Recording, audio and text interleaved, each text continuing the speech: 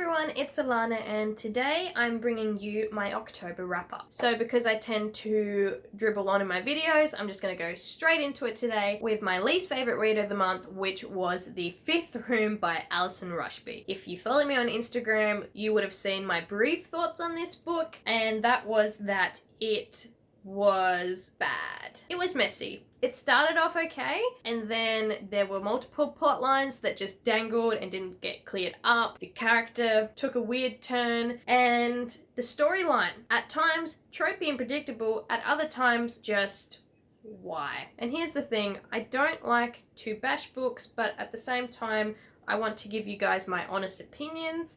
So those were my thoughts, basically. This is also an ARC copy, so I know that some things could change between this copy and the physical release copy, which I think was released in 2017, so this book is a few years old. But I feel like, me personally, with all the things that I'd want to change from the ARC to the physical copy, wouldn't have been done. Like, there were just some problems with the plot lines in this. And I'm sad to say that my rating reflects that with 2 stars, which I think puts it to like one of my least favorite books of the year, which I'm sad about because it was a YA thriller and I thought it'd be easy to consume, which the writing style was easy to consume, but just not for me. The next book I have for you is Dragon Keeper by Robin Hobb. As you all know by now, Robin Hobb is one of my favorite authors and I love her series. This is the first book in the 4th section of the Realm of the Elderlings multiverse thing that Robin Hobb has, and while I really loved returning to Bingetown and to the dragons and that part of the world, this book was a little bit slower than the other ones in previous trilogies from the same world. I will say though that Robin Hobb is a master storyteller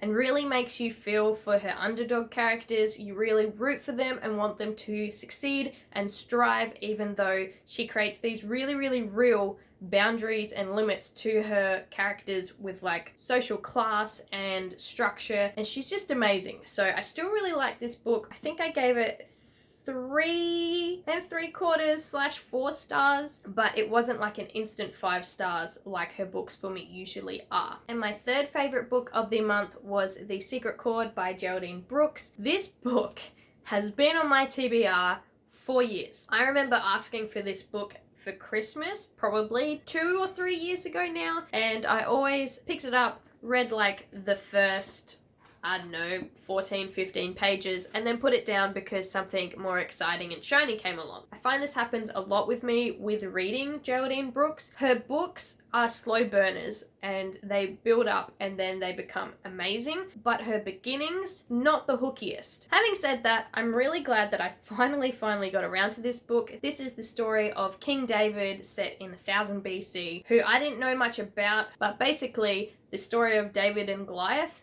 That's this David. This book is told through the perspective of David's prophet, Nathan, and it basically chronicles David's life through the eyes of his prophet. And it's a slow burn, it's a slow build, but I loved it. I especially loved the inclusions of David's wives and how each wife had a different effect on him and impacted his storyline in a different way. And I also loved the hopeful inclusion towards the end. This is a great book. If you love historical fiction and if you want a reimagining of King David, try this one. All in all, I think I gave this one 4 stars just because the start was a little bit slow, but once I got into it, man, it was good. And then my second favorite book of the month was Fool's Fate by Robin Hobb. This book had me in tears multiple occasions. It also had me in shock there for a few times because some stuff really goes down in this book, but it was amazing. This is the 3rd book in the 3rd trilogy of Robin Hobb's multiverse, set in the Tawny Man trilogy, and this one follows Fitz as he goes on a quest.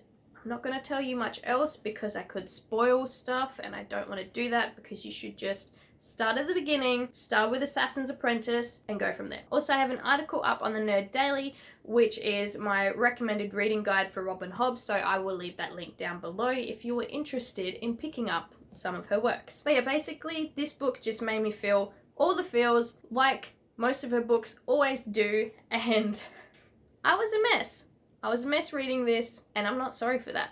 So this one got 5 stars, like Robin Hobb usually does for me. And the 5th and final book, my favorite book of the month, also Robin Hobb related, was the novella of The Willful Princess and the Piebald Prince. Now, I wasn't expecting to love this as much as I did, but it really surprised me. I think the main reason it surprised me was this is tiny. It's a novella. It is like 157 pages long, so I wasn't expecting that much of an emotional impact, but it hit me hard. Basically, this is a prequel novella set before the Farseer trilogy of Robin Hobb's. I recommend reading it just before you get to the Tawny trilogy, which is the 3rd trilogy, because some of the politics and magics that come up in this book are huge points for the 3rd trilogy. And yeah, it had royal families, it had heartbreak, it had miscommunication, but done in a way that was authentic, and I loved it so much. So of course I gave it 5 stars. And those are all the books that I read in the month of October. For me, it was a pretty good reading month, aside from the first book I mentioned. That one was a bit touch and go, but I can't really expect to love all the books I read, especially since I've been reading more of a range of genres. There's going to be something that sticks out here and there, but basically, yeah, I went on a bit of a Robin Hobb bender again, and I probably will in the month of November. So hopefully that means that I'll have another good reading month next month. I will also hopefully be attempting my first ever readathon, which is the Tome Topple readathon. I will have a TBR video up shortly for that. And I say hopefully because life is crazy, it's nothing new, but I'm not sure if I will be able to smash through 500-page long books easily, but I'm gonna give it a go, and hopefully that's a lot of fun. So that's it for this video. Thank you so much for tuning in. Thank you so much for your patience while I try and get back to posting regularly, and I'll see you in my next video. Bye!